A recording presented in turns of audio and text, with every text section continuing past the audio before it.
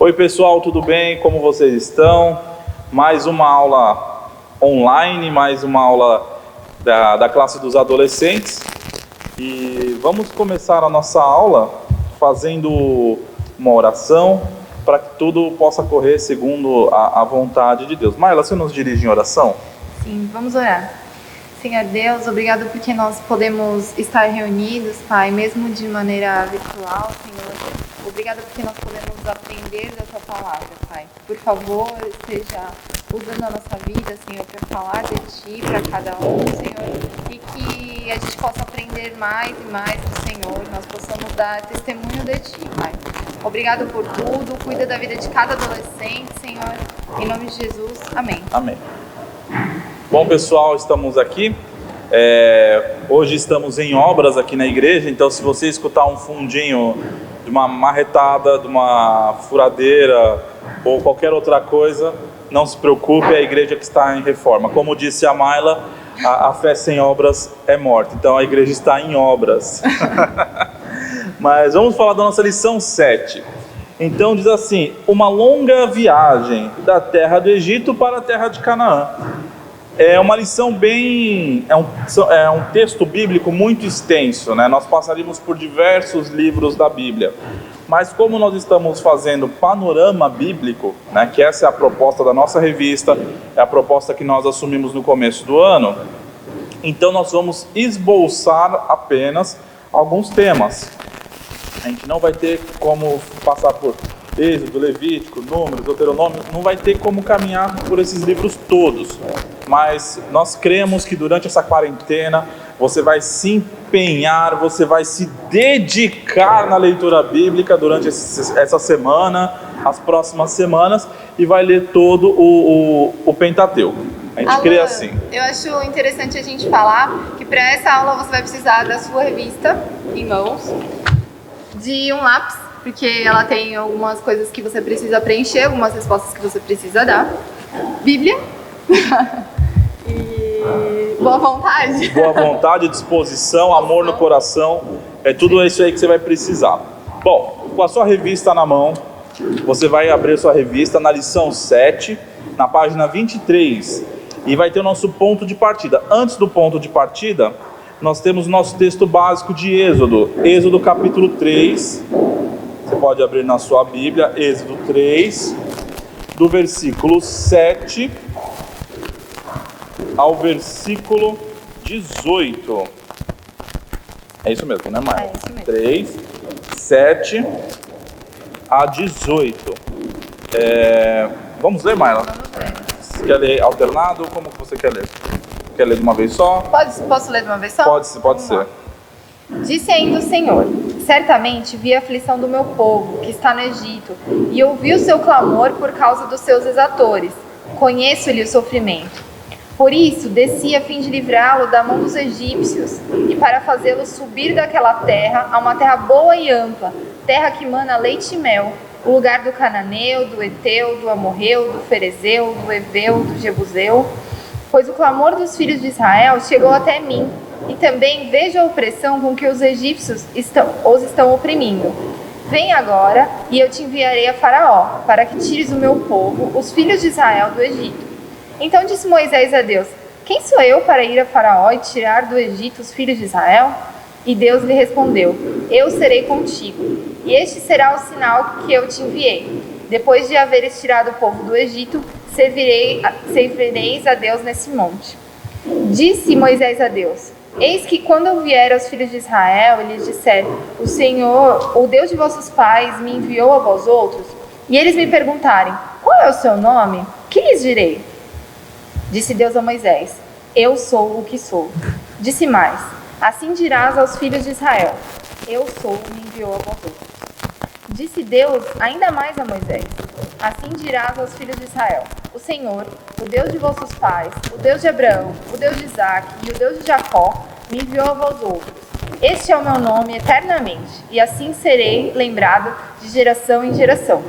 Vai, junta os anciãos de Israel e dize-lhes: o Senhor, o Deus de vossos pais, o Deus de Abraão, o Deus de Isaque e o Deus de Jacó, me apareceu dizendo: em verdade vos tenho visitado e visto que vos tem sido feito no Egito. Portanto, disse eu, far-vos-ei subir da aflição do Egito para a terra do Cananeu, do Eteu, do Amorreu, do Ferezeu, do Eveu, do Jebuseu, para uma terra que mana leite e mel, e ouvirão a tua voz. E irás com os anciãos de Israel ao rei do Egito e lhe dirás, o Senhor, o Deus dos Hebreus, nos encontrou. Agora, pois, deixa-nos ir a caminho de 3 dias para o deserto, a fim de que sacrifiquemos ao Senhor, nosso Deus. Então nós vemos aqui um momento que Deus fala com Moisés, um momento ímpar, né? Quando Deus fala, Moisés, liberta o meu povo.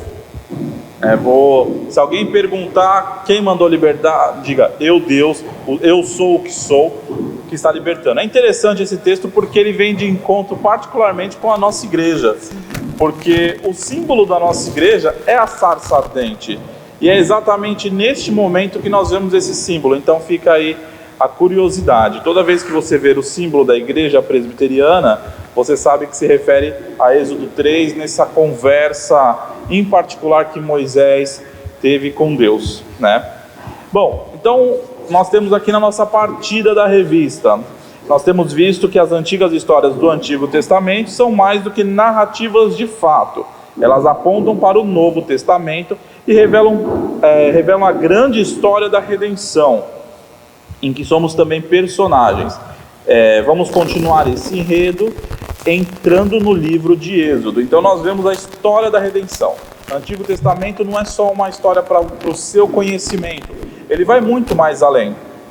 Não fica só uma coisa para você saber, aconteceu isso. Não, tem muito mais coisas que o Antigo Testamento traz para as nossas vidas diariamente. O conhecimento que nós vemos aqui só de Êxodo 3 já é muito importante para nós. É a primeira vez que nós vemos Deus se identificando como Deus do povo hebreu, como o nosso Deus, né? Esse texto, eu sou o que sou, ele faz referência ao tetragrama. Então eu sei que você vai ficar curioso em saber o que é o tetragrama. Você vai abrir o seu Google e você vai digitar lá o que é tetragrama e vai ver essas 4 letrinhas em hebraico e vai estudar sobre isso e vai ficar maravilhado sobre esse tema, e né? Vai comentar no vídeo, e vai comentar no vídeo lá embaixo. Eu vi lá, hashtag tetragrama, né? Fala, eu vi, eu li, eu sei o que é. Né? Alan, acho que vale lembrar aqui, né, que a história de Moisés se apresenta como um tipo de Cristo, né? Sim.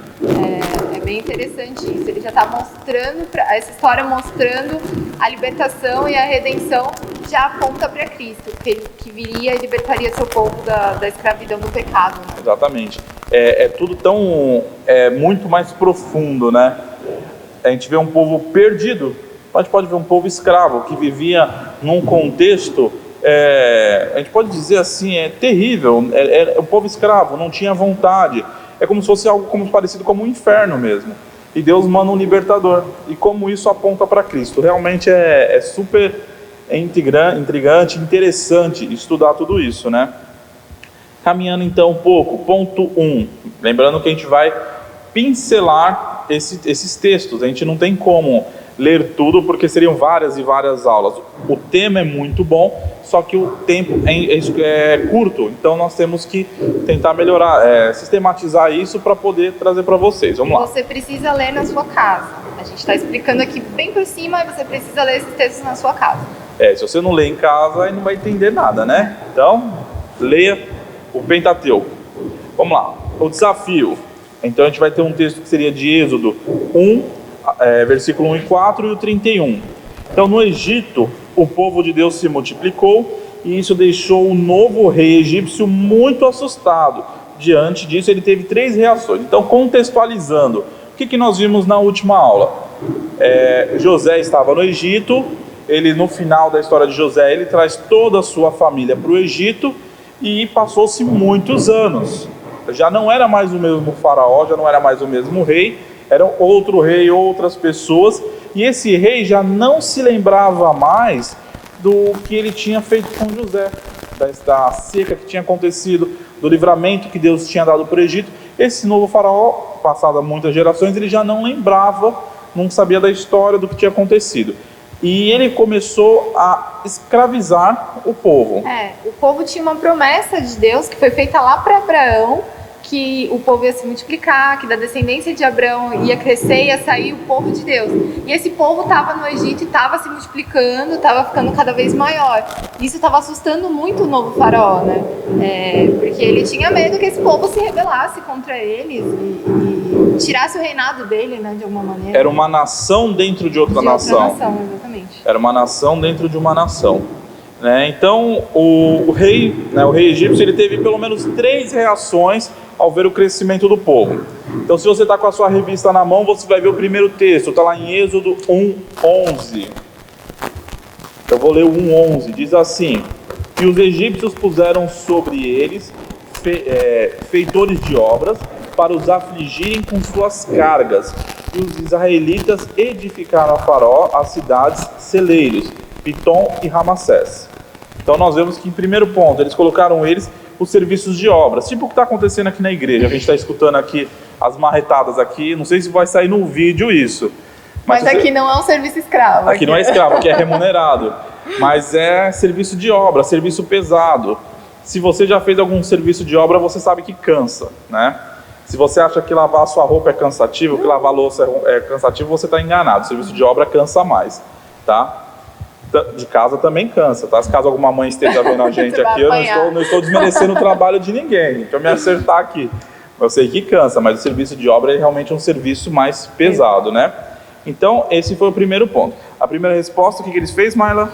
A primeira resposta é que ele escravizou o povo, né? E ele aumentou as cargas dos escravos. Então, os escravos já tinham um serviço para fazer e ele, com medo e tal, querendo mostrar, impor sua liderança, ele aumenta as cargas desses escravos, né? Ou seja, ele quis deixar o povo cansado. Exatamente.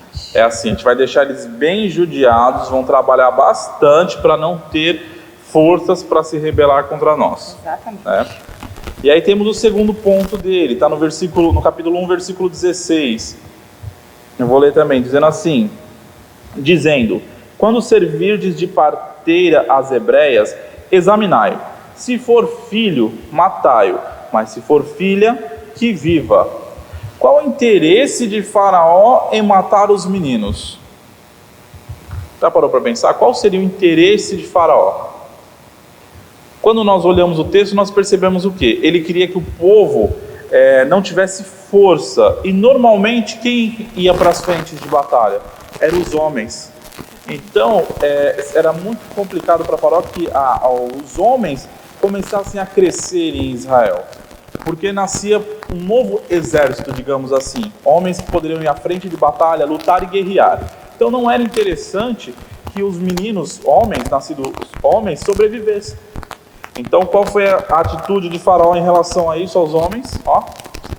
E na ausência de homens, as mulheres se casariam com os egípcios, né? Sim. Isso acabaria trazendo uma mistura e ia enfraquecendo o povo mesmo, o povo hebreu, né? O povo hebreu não ia se multiplicar mais, digamos assim, um povo genuinamente hebreu. Eles acabariam nascendo um povo egípcio, uma mistura, mas que seria tratado como egípcios, né? E aí a gente vê como ele tentou, de certa maneira, frustrar os planos de Deus, né? Porque Deus tinha uma promessa para o povo, que foi dada para Abraão, que era que o povo ia crescer, o povo de Deus, e ele estava tentando mexer nisso, né? Influenciar isso, né? Não, realmente, a gente vê que o caminho, a linha que Faraó vai seguindo, é tentar anular o povo de alguma maneira, né? E temos o terceiro texto, que está no capítulo 1, versículo 22. Então ordenou a Faraó a todo o seu povo, dizendo: a todos os filhos que nascerem aos hebreus, lançai no Nilo, mas a todas as filhas deixai viver. Então, nós vemos aí que a decisão do Faraó era o quê? Vamos cansar o povo, vamos eliminar todos os nascidos homens e só deixa as mulheres vivas. Para quê? Para que esse povo se enfraqueça, para que esse povo não cresça mais como uma nação forte, mas como um povo fraco que a gente possa continuar subjugando. Então, essas foram os três pontos que nós vimos aqui pela nossa revista, de decisão que Faraó teve, as 3 reações que ele teve para tentar enfraquecer o povo. Mas é interessante que todas as tentativas de destruir o povo fracassaram. E para libertar Israel, Deus escolheu a quem? Deus escolhe a Moisés. Tem algum comentário ainda, Mayla, sobre esse tema? Ou podemos seguir? Não, é só aquela curiosidade, né? Que Moisés, ele foi tirado, ele foi jogado nas águas do Nilo, né? Claro que com todo, cercado de todo amor e cuidado pela mãe dele, né? Uma coisa que a gente estava conversando antes é a sabedoria que Deus deu para Joquebede, né? De colocar o Moisés no cesto e lançou ele nas águas do Nilo. E que ela não descumpriu a ordem dada por Faraó, né? Ela cumpriu o decreto de Faraó. E que é ato de fé, né? Porque ela não sabia o que ia acontecer dali pra frente. É verdade. Mas ela teve esse ato de fé. É verdade. E aí a gente vê como Deus, ele faz as coisas, né? O menino que era para ter morrido, na realidade, foi adotado. Foi adotado. E teve uma vida de um príncipe, né? Foi adotado pela filha de Faraó. Criado pela própria mãe, né? Criado pela própria mãe, é a providência de Deus. É a providência divina, né? Não tem nem o que a gente comentar sobre isso. Porque nós começamos a ver como Deus age, né? É o agir de Deus. A gente não consegue, às vezes... Foi o que nós falamos na última aula. Existem coisas na nossa vida que a gente não entende como que vai acontecer. Mas elas acontecem e a gente consegue ver a mão de Deus sobre tudo, em cima de tudo isso, né? Então, os poderes opostos, ponto 2 da nossa revista. Aí vai estar lá de Êxodo 5, do versículo 1 a 10, e depois do versículo 29. Esses textos vocês vão ler em casa, para a gente poder ganhar tempo, porque nossa aula é curta, tá? Então, no Egito, houve um grande duelo entre poderes opostos. Israel, o povo escravizado, era a nação que representava o reino de Deus. O Egito, a nação poderosa, que representaria as forças do mal, digamos assim, né? Moisés e Arão eram os representantes e agentes do reino de Deus. Faraó simbolizava a influência do mal, a influência satânica, digamos assim, né? Então nós vimos ali um duelo de dois poderes, né? A gente não tem como a gente falar que era uma dicotomia bem contra mal, porque nós sabemos que Deus é soberano sobre todas as coisas. Mas provavelmente a visão que o povo hebreu tinha era como se fosse uma guerra do bem contra o mal, porque eles não tinham contemplado ainda o poder de Deus, o poder esmagador de Deus. E quando a gente começa a ver como Deus se manifesta, a gente vai acabar vendo um pouquinho sobre isso, como Deus vai se manifestando em relação às pragas, nós começamos a ver que nem existe um duelo de bem contra o mal. Deus é soberano, ele vem, ele cumpre o decreto dele e acabou. Não tem essa, né? É muito comum a gente assistir em seriados isso, né? A luta do bem contra o mal. Essa luta não existe. Né? Jesus Cristo é vitorioso na cruz e o que está se cumprindo, na realidade, são os decretos de Deus que vão se cumprir até a eternidade, pronto. Né? A gente tem que, às vezes, perder um pouco dessa dimensão, que existe uma luta das forças do bem contra as forças do mal. Não existe. Então, existe a soberania de Deus que está no controle de tudo e pronto. Lá no Gênesis 3,15, né, já fala que Jesus esmagaria a cabeça da serpente, né? Jesus destruiria o mal. Então, na verdade, isso já se cumpriu em Jesus, né? Exato. Isso já se cumpriria em Cristo. No Éden, a vitória de Cristo já tinha sido decretada no Éden. Na realidade, a vitória de Cristo já tinha sido decretada antes da fundação do mundo. Né? É que o nosso tempo é diferente do tempo de Deus. Isso é um tema que dá pra gente ficar horas falando sobre isso. Mas o nosso tempo ele é muito diferente. Ao tempo que o povo estava começando a ver o mover de Deus ali, Deus já sabia de tudo o que ia acontecer, como seria essa liberdade do povo, né? Então o tempo é bem diferente, né? Então nós vimos aí como se fosse esse momento, né? Talvez a visão que eles tinham no Egito era uma luta de bem contra o mal. Mas nesse combate, digamos assim, Deus nos demonstra quem Ele é de fato, o grande rei, o Senhor das nações. E Ele faz isso por meio das pragas sobre o Egito. E nós vamos ver como devemos ver essas pragas. Então nós temos algumas pragas, né? Tiveram as 10 pragas. E como nós temos que enxergar essas pragas? O texto de Êxodo 7, versículo 3 vai falar alguma coisa, né? Êxodo 7:3. 7:3. Deus está falando: eu, porém, endurecerei o coração do faraó e multiplicarei na terra do Egito os meus sinais e as minhas maravilhas. Então nós vemos que, primeiro ponto, as coisas iam acontecer. Isso é Deus falando, eu vou fazer e ponto. E vou endurecer o coração de Faraó. Ele vai ver tudo isso e ele só não vai se prostrar diante dessas pragas, diante de todos esses grandes acontecimentos, porque eu estou endurecendo o coração dele. Ou seja, eu estou no controle de tudo, até no controle do homem que se acha o cara mais poderoso do universo.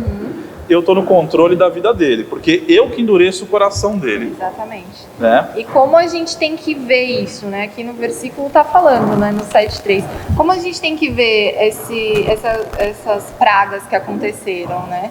Como sinais e maravilhas, né? Não como só coisas estranhas que aconteceram, né? Mas assim, sinais e maravilhas feitas por Deus. É interessante que isso foi um marco, foi um divisor de águas na vida de Israel, né? Porque durante muito tempo eles falavam, é aquele povo que Deus dele aniquilou o Egito.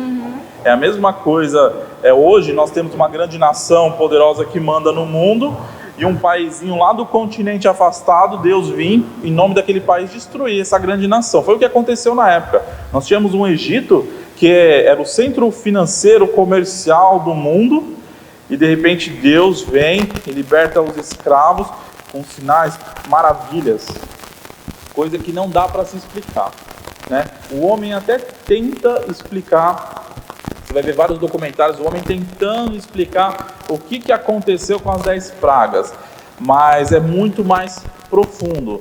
A explicação das 10 pragas, elas vêm muito mais além do que a gente imagina. Isso, né? Desde o momento que as pragas estavam acontecendo, né? Porque os magos lá do faraó ficavam tentando reproduzir aquilo que Deus estava fazendo, né?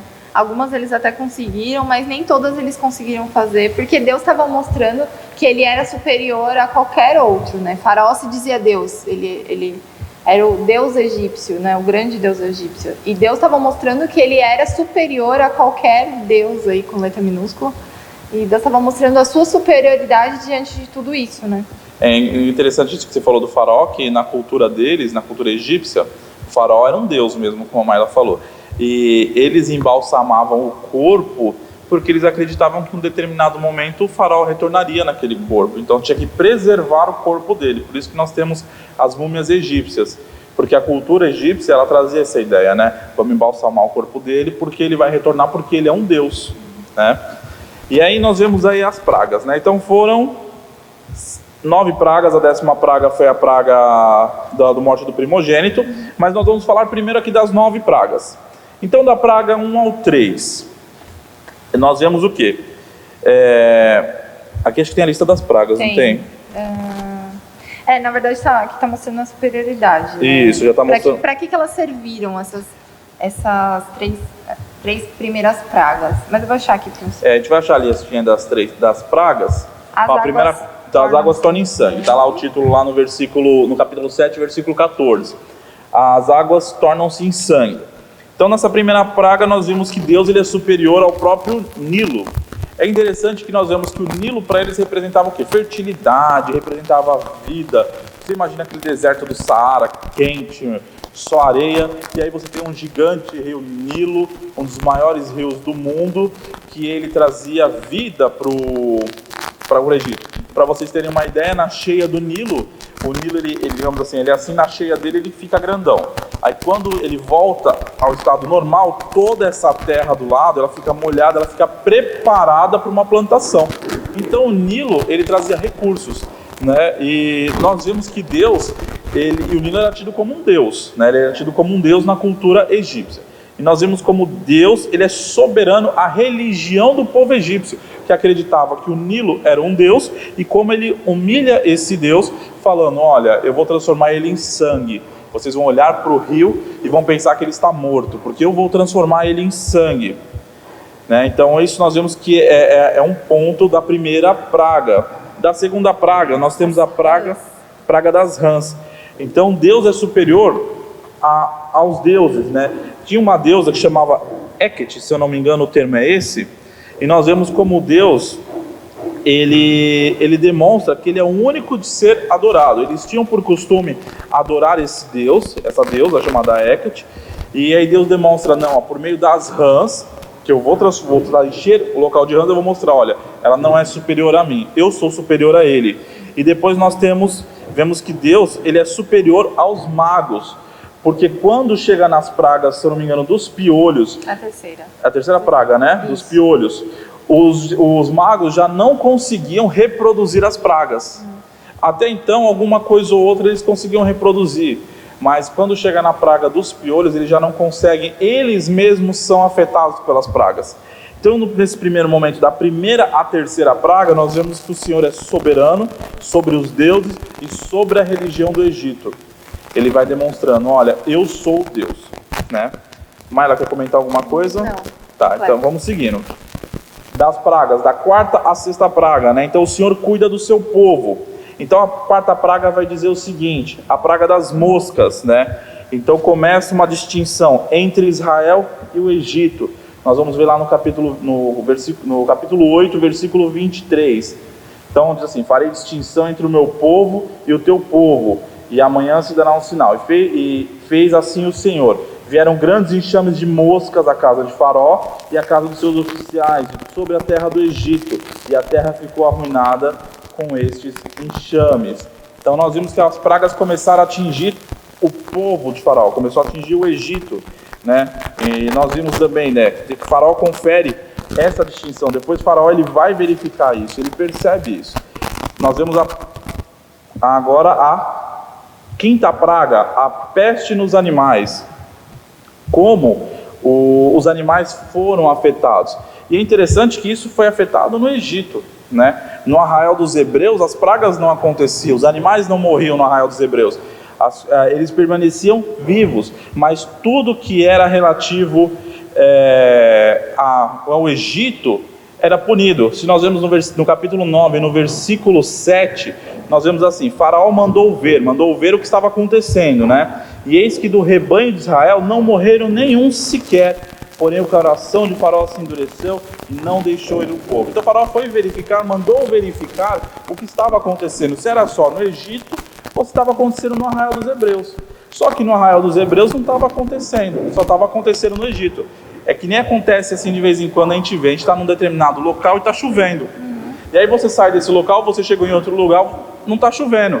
Aí você olha para trás, você vê tudo molhado. Aí você olha para frente e vê tudo seco. É mais ou menos isso, a ideia é mais ou menos essa do que estava acontecendo ali. E elas mostram o cuidado de Deus com o seu povo, né? Deus estava mandando aquele julgamento sobre os egípcios, mas mesmo assim ele estava preservando o seu povo de tudo aquilo, dos piolhos, das moscas, da peste nos animais. E até mesmo as pragas que vinham no corpo físico dele, né? Quando a gente vê a sexta praga, a praga das úlceras, né? Úlceras, tumores, né? Feridas no corpo, nós vamos ver que no versículo 11 do capítulo 9 ele diz assim, de maneira que os magos não podiam permanecer diante de Moisés por causa dos tumores, porque haviam tumores nos magos e em todos os egípcios. Ou seja, tudo aquilo que Faraó tinha para si como certo, como seguro, olha, é isso mesmo, caiu por terra. O próprio poder, a autoridade de Faraó já não existia. Aquilo que ele confiava e depositava a sua segurança já não existe mais. Os magos não conseguem reproduzir o que estava acontecendo. Deus não só mostrou que os deuses egípcios eram falsos, mas que ele era o Deus verdadeiro que amava e cuidava do seu povo, né? O que o faraó não estava conseguindo fazer naquele momento. Exatamente. Por conta das pragas. Talvez isso, para Faraó, esse ponto de vista ele é legal, porque talvez Faraó tivesse no coração dele esse sentimento, olha, eu não consigo fazer igual está acontecendo para eles. Então não era só a praga em si que estava sendo derramada sobre o Egito, mas tudo que vem por trás da praga, toda a destruição de quem era Faraó, da ideia do que era o Faraó, a imagem da pessoa do Faraó, né, o ser onipotente, o Deus, que na realidade não existe, e dos próprios deuses, que com certeza eles invocavam os seus deuses e não tinham o retorno, né? Era Deus mostrando a soberania dele. E isso é bom a gente sempre lembrar, porque tem que perder um pouquinho dessa mentalidade da luta do bem e do mal. Você vê que a mão de Deus ela é poderosa. Quando ela vem, ela achata o Egito e acabou, né? Bom, e aí temos a sétima, a nona praga, que vai ser a oitava praga, a sexta praga foi das úlceras, a sétima praga da chuva de pedras, né? E aí é Deus mostrando a sua soberania. Então, chuva de pedras vai começar lá no capítulo 9, o versículo 22 e 23 vai falar alguma coisa. ele diz assim no 22: Então disse o Senhor a Moisés: estende a mão para o céu e cairá chuva de pedras em toda a terra do Egito, sobre homens, sobre animais e sobre toda planta do campo na terra do Egito. E Moisés estendeu o seu bordão para o céu, o Senhor deu trovões e chuva de pedras, e fogo desceu sobre a terra, e fez cair chuva de pedras sobre a terra do Egito. Eu fico imaginando que loucura. Pensou, gente, chovendo pedra. Tá lá na sua casa, né, normal, no seu dia normal, lá comendo seu pão e tipo, começa a chover pedra. Eu me lembro há uns 2 anos atrás, 2 anos e meio, eu não lembro, há mais ou menos, choveu granizo aqui na Praia Grande, de madrugada. Que medo. Parecia que ia cair o telhado sobre nossas cabeças. Na minha casa, começou aquela barulheira, aquelas pedras de gelo caindo, a minha cachorra gritando para tudo quanto ela lado, desesperada, porque ela estava no quintal. A primeira coisa, a reação, vamos pular para dentro de casa, quando a gente olhou o quintal branquinho de gelo. E era gelo. Eu lembro que de madrugada eu liguei pro meu pai, eu falei: e aí, pai? De madrugada, ó. Acordei meu pai: tá tudo bem aí? Tá tudo bem. Tá vendo a chuva? Eu tô vendo, tá, caindo gelo. Para mim aquilo foi uma coisa impressionante, porque eu não me recordo de ter visto uma chuva de gelo faz muitos anos. Eu não lembro se quando eu era criança eu vi alguma coisa do tipo. Agora imagina caindo pedra do céu. Destruindo tudo, né? Destruindo, que não devia ser pedrinha de gelo, devia ser pedregulho.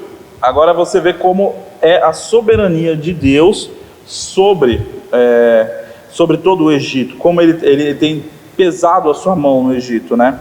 E tem demonstrado a soberania sobre a terra.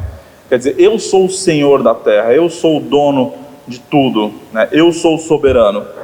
Bom, e aí nós temos aí a 8ª praga, que é a praga dos gafanhotos. E aí nós temos aí no capítulo 10, ela vai ser no versículo 13 e no versículo 14.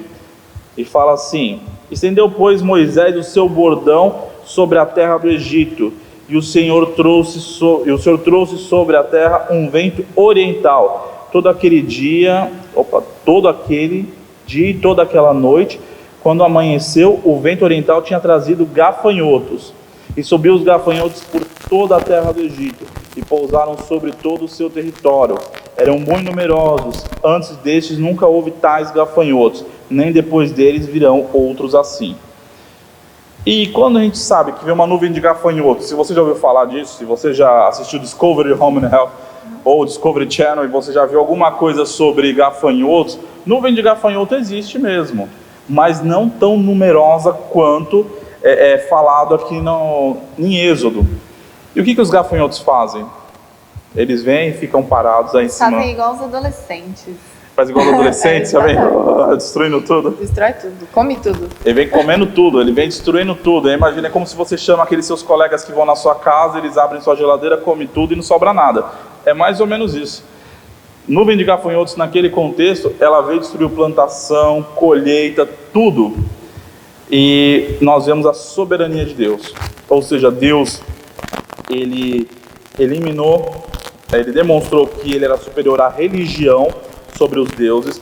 Ele demonstrou que ele cuida do seu povo com amor. E ele demonstrou que ele é soberano sobre a terra. E a 9ª praga, ela fala sobre trevas sobre a terra do Egito.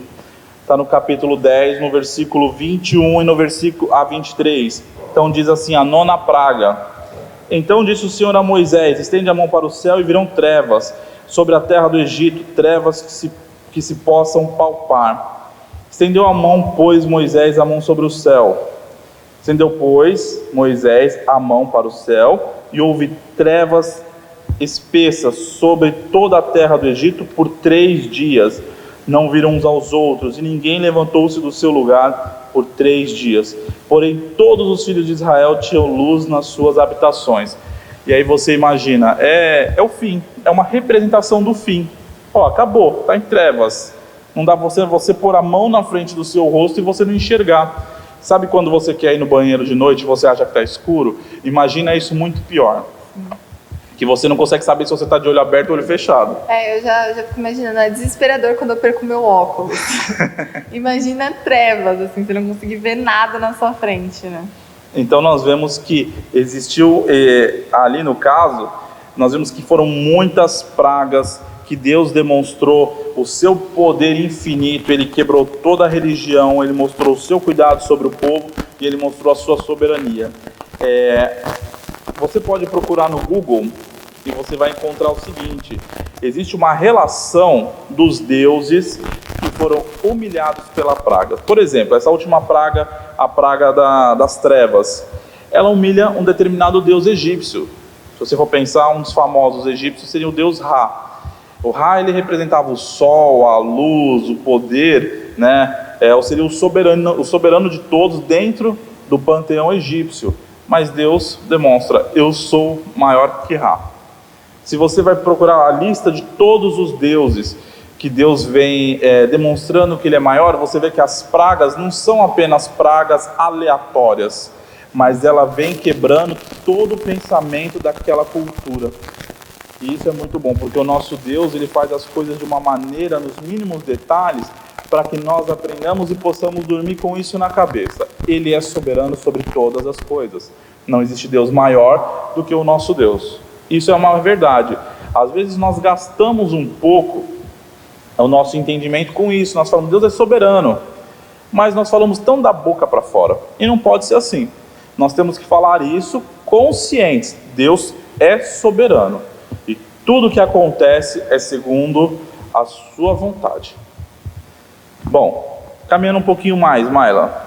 O que tem o ponto 3 aí pra gente? Finalmente livres. É a 10ª praga e vai falar da Páscoa. Você quer ler esse trechinho aqui? Comenta. A 10ª praga foi uma noite de horrores para os egípcios, né? No último ato de julgamento, o Senhor feriu todos os primogênitos da terra do Egito. Então, Ele matou todos os filhos mais velhos, né? E nesse momento, o faraó foi forçado a reconhecer que Deus era o Senhor. Mas para os israelitas, aquela foi uma noite de libertação. Enquanto para os egípcios foi uma noite de horror, para os israelitas foi uma noite de libertação. Eles tiveram apenas que fazer o que Deus estava mandando, né? Celebrar a Páscoa. Isso não traz um pouquinho a ideia de Apocalipse? Traz uma ideia de Apocalipse, né? Se você parar e pensar assim, né? A condenação e a celebração da salvação. Então você vê o povo, aqueles que não creem, que não são predestinados à salvação, né? E nós vemos esse povo condenado e nós vemos o povo salvo. E é interessante que isso remete um pouco ao final dos tempos, né? Nós podemos dizer que é uma lição que o Antigo Testamento nos traz. Olha, o que aconteceu no Egito foi uma pequena prévia do que está por vir. É algo simples que está por vir. Tanto que existe a representação da morte do Cordeiro, de passar o sangue do Cordeiro sobre os umbrais das portas, a comemoração da Páscoa de fato, né? Que é a Páscoa judaica. A gente não precisa entrar muito no mérito da Páscoa, porque todos nós já conhecemos a Páscoa, já lemos muito sobre a Páscoa, sabemos que ela começou no Egito como um símbolo de libertação, e em Cristo ela toma mais força porque de fato é a libertação definitiva. Sim. Ali é a consumação do plano de Deus em Cristo, né? Eu acho que um ponto que a gente pode ressaltar disso é a importância da obediência, né? Porque os primogênitos de Israel também estavam em risco. Se eles não passassem o sangue lá no umbral da porta, se eles não fizessem como Deus estava mandando, eles também seriam atingidos, Exatamente. né? Então traz uma lição, a Páscoa também traz pra gente uma lição de obediência, né? Deus já tinha se apresentado para eles, Deus tinha mostrado para eles quem Ele era, quem era o Deus que eles criam, né? E que Ele podia fazer sinais, que Ele podia fazer prodígios, mas que eles precisavam obedecer. E aí começa uma lição pro povo de Israel, né? Uma lição sobre obediência, que muitas vezes eles deixaram de aprender, né? Talvez a lição mais difícil para Israel. É engraçado que a gente vê, se você pega o Pentateuco e vai lendo, você vê assim, como eram as regras para você fazer uma oferta. Sim. Você queria fazer uma oferta de um novilho, tinha que ser o novilho, o melhor, aquele bem cuidado. Para o pecado tal tinha que ser um novilho, para o pecado tal tinha que ser um boi, para o pecado tal tinha que ser uma pomba. Existe um monte de regras, um monte de dizeres de como fazer, mas o mais importante, que é a obediência, não existe, é difícil. É difícil para a gente hoje. A gente coloca no tempo de Israel, mas para hoje é difícil. Se a gente for pensar em questão de quarentena, para a gente é difícil obedecer uma quarentena, ficar em casa, sair só quando for necessário. É difícil, né? Então a gente pensa assim, poxa, a gente está aqui na igreja gravando, mas é porque é o necessário, né? Daqui a gente sai e volta para nossa casa, né? Algumas igrejas já liberaram, a posição da nossa igreja, graças a Deus, é permanecer em quarentena até que se tenha um resultado melhor dessa situação, mas é difícil para a gente obedecer. Sim. Não é Israel, a gente pensa em Israel, aquele povo mau, mesquinho, que merecia a morte e o inferno, mas a gente não está muito diferente não. Se não é pela graça de Deus, se não é pelos méritos de Cristo, a gente estava igual a Israel, não ia muito longe também não, né? Então nós vimos isso. A Páscoa, ela traz essa lição da obediência. A Páscoa, ela aponta para Cristo, o sacrifício definitivo, e como nós temos que reconhecer e obedecer o Deus que nos liberta, que nos dá a salvação e que acima de tudo é soberano sobre nossas vidas, né? Então, continuando o texto aí do ponto 3 da revista. Os israelitas saíram do Egito, mas foram encurralados entre o deserto e o mar. O faraó foi atrás dele, mas mais uma vez Deus protegeu o seu povo. Isso está em Êxodo 14, 21 a 28, o texto também é conhecido, a história também é conhecida. Aí eu me lembro que tem um louvor aqui na igreja, eu faço até um apelo para os irmãos do louvor, que aprendam a tocar aquele louvor. Eu e o Moisés, a gente sempre brincava muito disso. Tem um louvor que fala sobre essa questão do povo de Israel acampado em frente ao mar, né, esse desespero. Nossa, esse é antigo, hein? É antigo, esse aí eu sempre, quando eu falo, ninguém lembra como é que toca, mas ele é antigo, né? Mas, em brincadeiras à parte, é um momento ímpar do povo de Deus, essa saída do Egito, né? É engraçado que quando nós lemos o texto, a gente vai ler no capítulo 14, o povo, depois de ver tudo isso, eles ainda questionam a Moisés. Quer ver? Primeiro Moisés, ele endurece o coração, Deus endurece o coração de Faraó, permite que eles saiam após a morte do primogênito. O primogênito do Faraó morreu, ele permite que eles saiam, mas em praticamente seguida... expulsa, né? Ele praticamente expulsa, permite, vai embora e leva todas essas pragas com vocês, né? Mas depois ele vai atrás e aí ele encurrala todo o povo diante do mar. E aí tem um texto que está no capítulo 14, versículo 10, e diz assim: chegando Faraó, os filhos de Israel levantaram os olhos, eis que os egípcios vinham atrás deles, e temeram muito. Então os filhos de Israel clamaram ao Senhor. Disseram a Moisés: será por não haver sepulcros no Egito que nos tiraste de lá para que morramos no deserto? Por que nos trataste assim, fazendo-nos sair do Egito? É interessante que você imagina o contexto ali, como é uma questão de fé, uma questão de obediência. Você imagina o contexto, o povo viu 10 pragas, o Egito foi massacrado em 10 pragas, nenhum mal caiu sobre os hebreus, mas na frente do mar, o que eles pensavam? Deus nos trouxe aqui para nos matar. Antes tivesse deixado a gente na porta do Egito, deixado a gente no Egito, a gente morria de serviço. Mas Deus nos trouxe aqui para nos matar. E quando nós vemos isso, na realidade Deus prometeu proteger o seu povo. E toda essa conclusão na frente do mar virou contra Faraó e contra os egípcios. Então Faraó foi atrás e Deus mais uma vez protegeu o seu povo. O mar se abriu em rota de fuga para Israel, mas uma armadilha mortal para o orgulhoso exército egípcio. Nenhum deles sobreviveu. Isso é no versículo 28. Nós vemos aqui: e voltando as águas cobriram os carros e os cavalarianos de todo o exército de Faraó, que haviam seguido no mar, nenhum deles ficou. Então nós vemos que Deus tinha um cuidado tremendo. O mar se abriu, o povo passou, os egípcios vieram atrás, o mar fechou.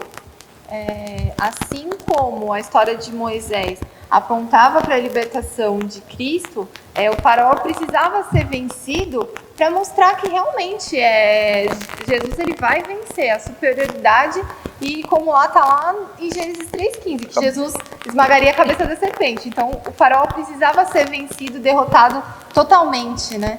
para mostrar ao povo que Deus libertaria, né? Aí acho que completa toda a mensagem, né, do tipo de Cristo,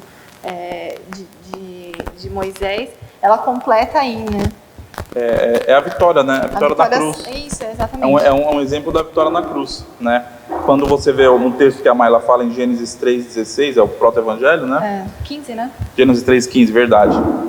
E ele fala que o descendente da mulher esmagaria a cabeça da serpente. Esse esmagar a cabeça da serpente é um símbolo de vitória. É o que Jesus fez na cruz, né? Ele esmaga a cabeça da serpente. E aqui nós vemos alguma coisa bem parecida, né? A vitória do povo de Israel sobre o mal, sobre aquele mal que lhe perseguia, né? Trazendo um exemplo do que seria feito e consumado na cruz definitivamente, né?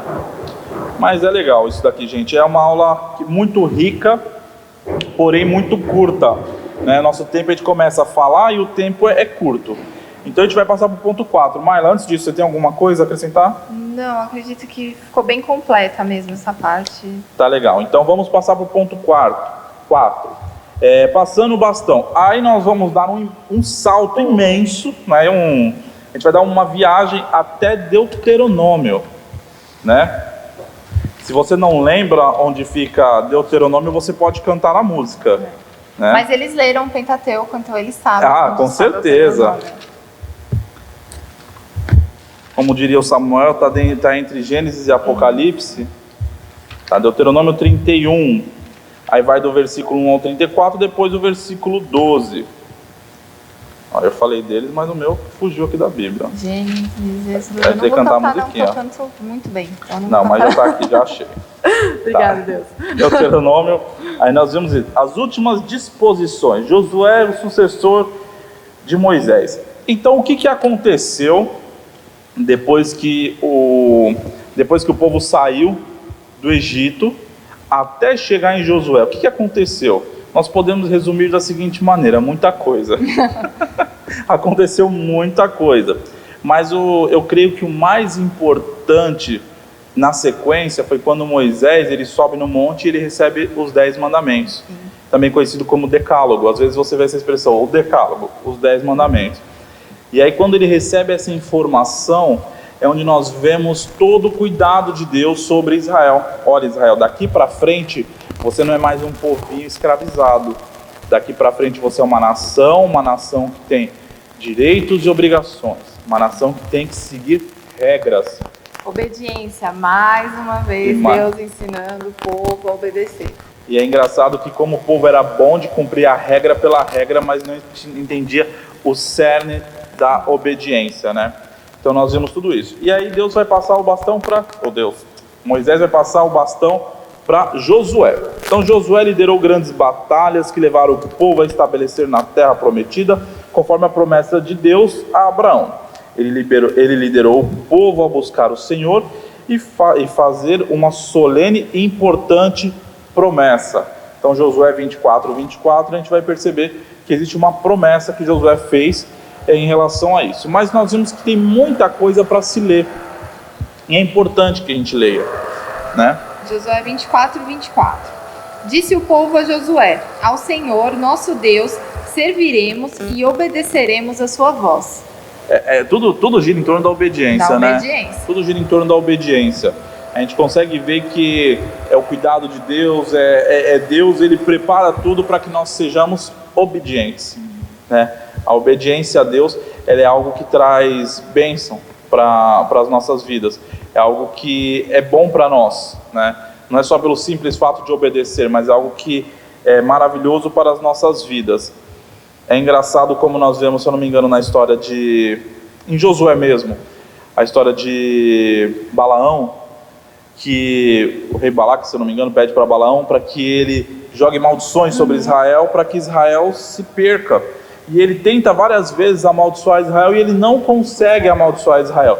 E aí, de repente, ele tem uma ideia. Ele fala: olha, o melhor caminho de destruir Israel não é por meio de maldições, é fazer com que o povo peque contra o Deus deles. Então, na realidade, para nós que somos cristãos, não existe nada no mundo que possa nos afastar de Deus. A única coisa que nos afasta de Deus é o nosso próprio pecado, que é fruto de desobediência. Então nós percebemos que a grande lição da nossa aula é a obediência. E com isso nós caminhamos para o nosso pit stop. Leia o pit stop da sua revista e diz assim: Deus resgatou Israel das garras de Faraó, assim como nos resgatou do império das trevas. Não somos mais escravos do pecado, e sim servos de Deus. Você tem agradecido a Deus por isso? Será que nós vemos que hoje nós temos liberdade? Nós somos gratos pela liberdade que Deus nos dá?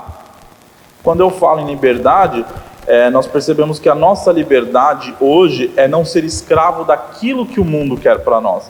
Infelizmente, hoje, para você ser a pessoa legal, você tem que ter o cabelo, o corpo, a tatuagem, ou o piercing, ou qualquer outra coisa que faça com que você seja distinto como legal em alguns determinados grupos. E isso não é muito bom, não é sadio para as nossas vidas. O Evangelho nos ensina como nós devemos andar, a maneira que agrada ao Senhor. E é uma maneira libertadora. Nós não precisamos mais dessas coisas do mundo, a gente não precisa se encaixar como o mundo quer que nós sejamos para ser felizes, para ser pessoas dignas. Servir ao Senhor nos traz toda a nossa dignidade. Então, será que nós somos gratos por essa liberdade? Será que a gente pensa sobre a liberdade que a gente tem, né, de poder...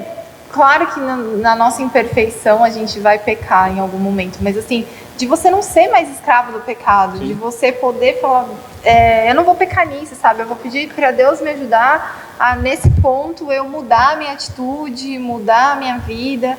Eu acho que a gente reflete pouco sobre isso, né? Isso é importante, porque a gente, como você falou, né, essa escolha, né, de poder não pecar. Né? Nós temos essa escolha, né? Existem pessoas que ela não tem mais escolha.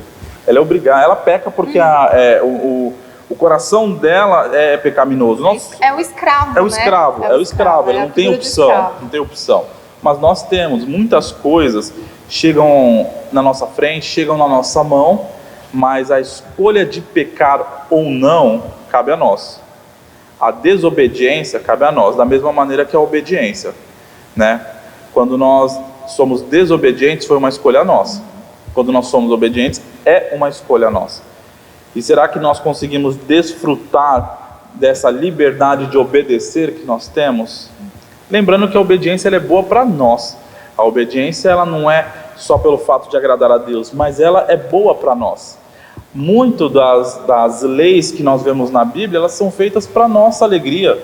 Elas são feitas para que a gente possa desfrutar de uma comunhão. Para nossa segurança, para nossa saúde, né? Para o nosso bem-estar como um todo, né? Exatamente, quando você vê o versículo não roubarás, aí você imagina, mas como que não roubarás alegra a Deus? É mais ou menos como se Deus falasse, não roubarás para você não arrumar encrenca com o teu irmão. Então, para você ter uma vida plena, eu vou ficar satisfeito se você não fizer isso. Então, na realidade, a gente fica às vezes procurando o espiritual por trás do não roubarás, mas na realidade é meio literal. Não rouba para não dar problema, para não dar dor de cabeça, né? Então o Senhor ele nos passa isso, muito mais para nosso bem-estar do que para o bem-estar de outras pessoas, para a gente poder caminhar bem. Então é a questão da obediência. Será que damos valor? Será que somos gratos a Deus por isso? Fica aí a perguntinha, né? E o ponto de chegada. Mayla, você lê para a gente a chegada? Vamos lá. A batalha travada no Egito, ela mostra a completa soberania de Deus, do Deus da aliança, o Deus que tinha feito aliança lá com Abraão, Isaac e Jacó. E o Senhor, ele redimiu o povo na terra do Egito, né? E ele fez o mesmo com a sua igreja, né? Ele nos redimiu através de Cristo. Então, assim como Deus libertou o povo da escravidão do pecado, através de Cristo, ele libertou a sua igreja da escravidão, né? É verdade. E aí, com tudo isso, nós podemos levar para a nossa casa o tema do superação, Sim, né? Que é um desafio. Oi? Lição de casa. Lição de casa. Você que está em casa, ótimo momento para fazer a lição de casa, é agora. Então, tenta durante essa semana decorar o quê? Os 10 mandamentos. Está lá em Êxodo 20, né? Você tem várias versões dos 10 mandamentos e outras Bíblias, mas é tudo a mesma linha. Então, os 10 mandamentos. Vamos fazer isso. Pega a sua Bíblia. da nossa versão, e procura decorar os 10 mandamentos. Escreve eles, cola na porta da geladeira, porque toda vez que você for comer alguma coisa, você está na quarentena, você está comendo toda hora. Toda vez que você for na geladeira, você vai ler os 10 mandamentos e você não vai esquecer. Eu não sei se é em Ageu que tem um texto que ele manda escrever a ordem do Senhor em tábuas, em letras grandes, para até quem passa correndo leia. Então faz a mesma coisa, escreve os 10 mandamentos grande lá na sua casa, põe no corredor, para toda vez que você passar, você lê os 10 mandamentos, para até quem passa correndo no corredor possa ler os 10 mandamentos, e aí, tá bom? Quando a gente sair da quarentena, a gente vai ver quem decorou os 10 mandamentos e talvez você ganhe um prêmio. E talvez. E a gente vai ter live hoje, depois da aula, vamos fazer a live? Vamos fazer. Então a gente vai ter a live pelo Zoom, tá bom? Vamos fazer a nossa live. É importante que você participe desta aula. A aula não começa na live, a aula já começou. Então nós já estamos em aula, tá? Tudo isso aqui você vai assistir e quando estiver na live nós vamos conversar um pouquinho sobre o tema. Então, a aula termina na live, na verdade. A live é o momento de você tirar a sua dúvida e da gente saber se você estudou a lição. Porque a gente vai fazendo aquelas perguntinhas, a gente vai conversando e a gente tá sabendo quem não tá assistindo a aula. A gente sabe. Você pensa que não, ó, a gente tá espiando dentro da sua casa. Você não imagina, tem uma câmera dentro da sua casa. Não, brincadeira. Mas, de tudo isso, eu quero ver se vocês vão estar atentos à live, tá bom? Eu quero ver se na live vocês vão participar e fique atento. Tá? Participe desta aula e logo em seguida, sempre 10 minutinhos depois da aula, a gente já fica online na live, que normalmente é às 9 horas da noite, tá? Então ficamos por aqui. Que Deus abençoe o seu dia, que Deus abençoe a sua vida, a vida da sua família, e que nesse momento de quarentena nós possamos buscar estar mais obedientes à palavra do Senhor e buscar entender um pouquinho mais da sua palavra. Marla, tem mais alguma coisa para falar? Ah, legal. Aqui tem uma indicação interessante, que é uma música do Projeto Sola, um louvor, chama Redenção. É muito bom. E lembra um pouquinho da aula de hoje. Então tá bom, escuta a música. E é isso aí. Até daqui a pouco. Deus te abençoe. Amém. Tchau.